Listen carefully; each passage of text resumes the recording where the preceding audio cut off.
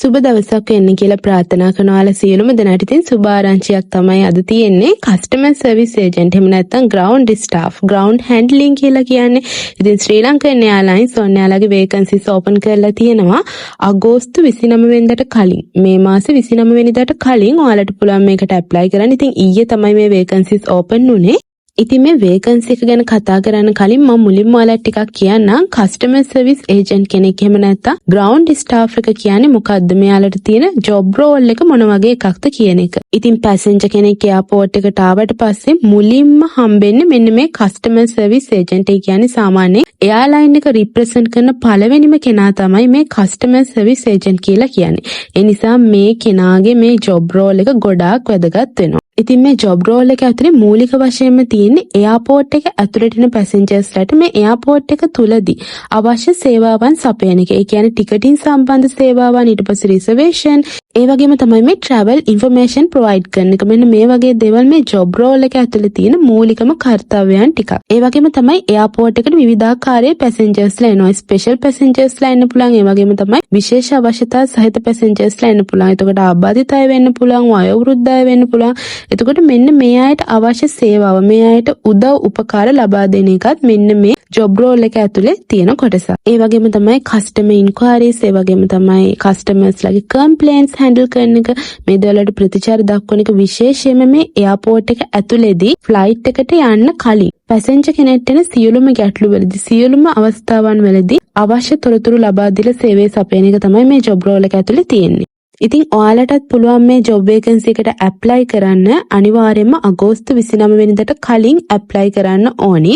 ඉතින් මෙන්න මේ තියෙන රික්වයර්මන්ට්ස් ටික තමයි යාළුවා ඉල්ලලා තියෙන සුදුසුකම් විදිහට. ඔයාලටත් මේ ටික තියෙනවා නම් අනිවාර්යයෙන්ම ඇප්ලයි කරන්න. මොකද කැබින් ක්‍රූ කෙනෙක් එහෙම නැත්නම් ගුවන් සේවිකාවක් වෙන්න තියෙන ඉන්ටර්විව් ප්‍රොසෙස් එකට සාපේක්ෂව මේ ඉන්ටර්විව් ප්‍රොසෙස් එක සරලයි.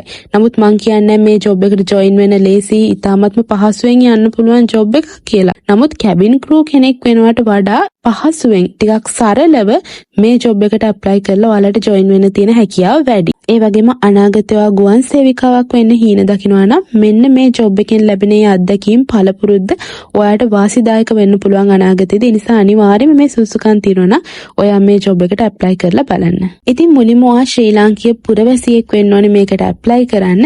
ඒ වගේම තමයි 2026 අගෝස්තු 29 වෙනිදා වෙනකොට, ඒ කියන්නේ මේ මාසේ 29 වෙනිදා වෙනකොට ඔයාගේ වයස අවුරුදු 18ත් 29ත් අතර වෙන්න ඕනේ. ඒ වගේම තමයි ඔයාලට උසස් පෙළ කරලා තියෙන්න ඕනේ නෑ මේ ජොබ් එකට ඇප්ලයි කරන්න.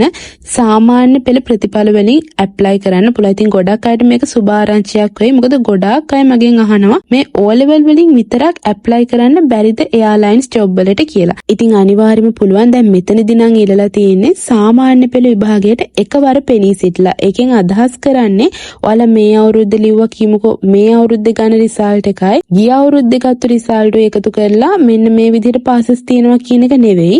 එකවර පෙනී ඉඳලා ඔයාලා විෂයන් 6ක් සමත් වෙලා තියෙන්න ඕනේ. ඒ වගේම තමයි ඒ විෂයන් 6 ඇතුලේ 4ක් ක්‍රෙඩිට් පාසස් එක සමත් වෙලා තියෙන්න ඕනේ. ඒ වගේම තමයි මේ ක්‍රෙඩිට් පාසස් ඉංග්‍රීසි සහ ගණිතය කියන විෂයන් දෙකට ලබාගෙන තියෙන්න ඕනේ කියලා කියනවා. නමුත් එතනින් ඒගොල්ලෝ සඳහන් කරලා තියෙනවා ඉංග්‍රීසි සඳහා ක්‍රෙඩිට් පාස් එක ඕනම වතාවකදී ඔයාලා විභාගයට පෙනී සිටලා ගත්ත එකක් වුණාට කමක් නැහැ කියලා. ඒ කියන්නේ එකවර පෙනී සිට නෙවෙයි, වෙනත් වර්ෂයක ලියලා හරි ඔයාලට ඉංග්‍රීසි සඳහා ක්‍රෙඩිට් පාස් එකක් තියෙනවා නම් ඒක මෙතනදී පිළිගන්නවා. ඉතින් මේ ප්‍රතිඵල ලබා ගැනීම සම්බන්ධව තේරුම් නැති දෙයක්, ගැටලු සහිත දෙයක් තියෙනවා නම් අනිවාර්යයෙන්ම කමෙන්ට් එකක් දාන්න, මම ඔයාලට රිප්ලයි කරන්නම්.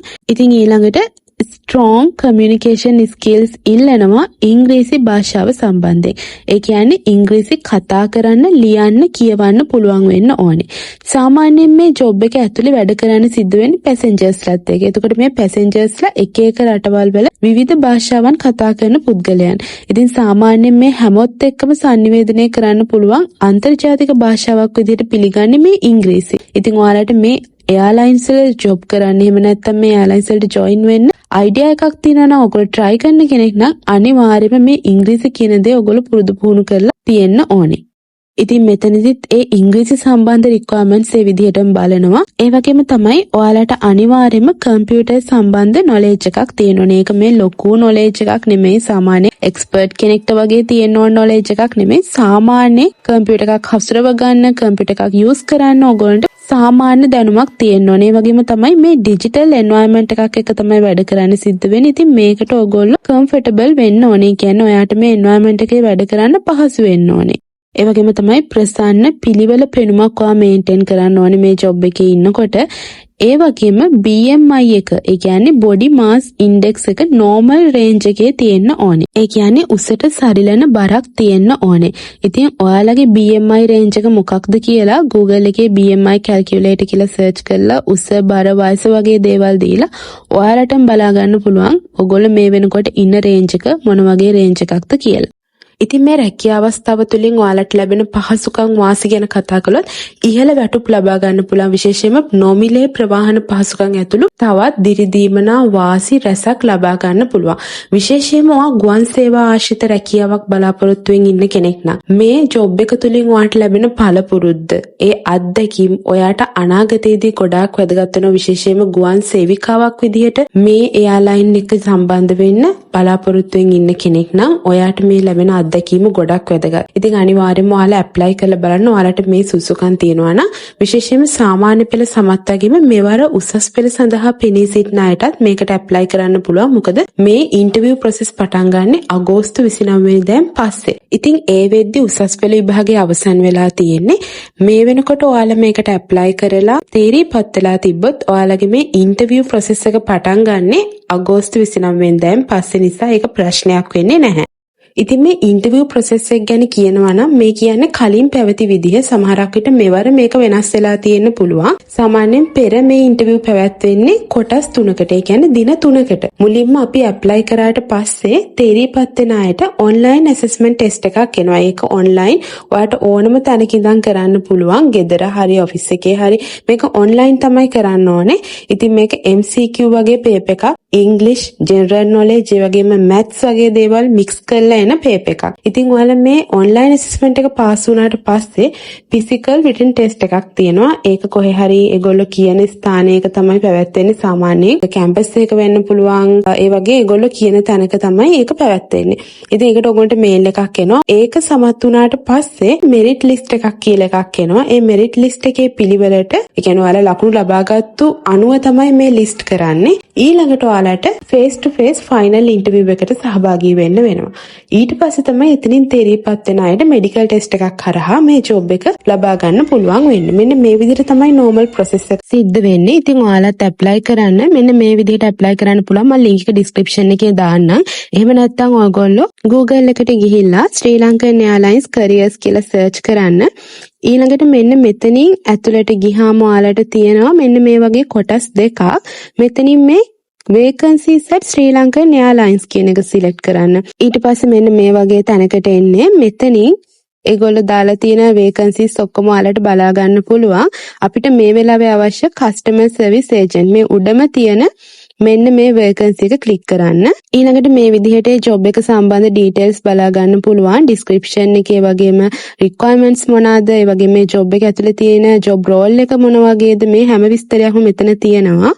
ඉතින් මේ විදිහට මේ ටික බලලා මෙන්න මෙතන තියෙනවා I am interested කියලා. මෙන්න මේක ක්ලික් කරන්න. ඊට පස්සේ ඔයාලට එනවා මේ application එක fill කරන්න. ඉතින් මෙන්න මෙතන මුලින්ම ඔයාගේ CV එක upload කරන්න ඕනේ. CV එක upload කරලා මේ විදිහට ඔයාගේ basic informations ටික මේ විදිහට fill කරගන්න. සාමාන්‍යයෙන් ඔයාගේ details දාලා, කියන්නේ name එක, email එක, phone numbers, ඒ වගේ contact details, ඊළඟට ඔයාගේ තියෙන educational qualification, මෙන්න මේ වගේ මේ තියෙන දේවල් fill කරගන්න ඕනේ. මේ විදිහට fill කරලා මේ අන්තිමට තියෙනවා ආපහු ඔයාගේ CV එක attach කරන්න. මෙතන ඔයාගේ CV එක attach කරලා මෙන්න මේ තියෙන දේවල් වලට හරි විදිහට ටික් කරලා මෙන්න මේ ඇප්ලිකේෂන් එක සබ්මිට් කරන්න තමයි තියෙන්නේ. ඉතින් මේක ෆිල් කරන විදිහ, ඇප්ලයි කරන විදිහ වීඩියෝ එකක් මම ඔයාලට හෙට අරන් එනවා. මට අවශ්‍ය වුණේ මේ පණිවිඩය ඔයාලට අරන් එන්න. මොකද මම මේ channel එකෙන් ඔයාලට පොරොන්දු වෙලා තියෙනවා එයාලයින් සම්බන්ධ විස්තර වගේම මේ ඉන්ටර්විව් අප්ඩේට්ස් අරන් එනවා කියන එක. ඉතින් මේ vacancies open වුණේ 19 වෙනිදා 29 වෙනිදා වෙනකන් ඔයාලට කල් තියෙනවා මේකට ඇප්ලයි කරන්න. ඉතින් ඊළඟ වීඩියෝ එකෙන් අපි හම්බෙමු. සුබ දවසක් හැමෝටම.